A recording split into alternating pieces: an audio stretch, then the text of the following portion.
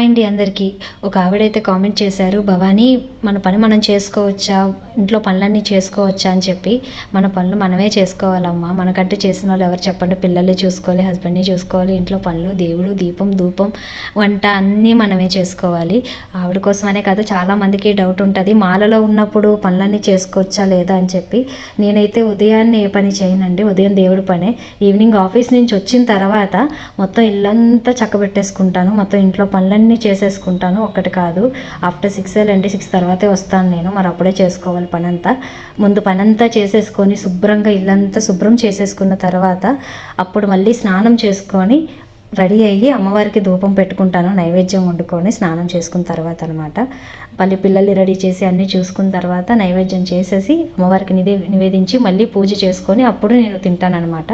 కానీ పూజలో ఉన్నప్పుడు అందరం అన్ని పనులు చేసుకోవచ్చండి, అమ్మవారికే తెలుసు. సాక్షాత్ అమ్మవారి ఆడవారికి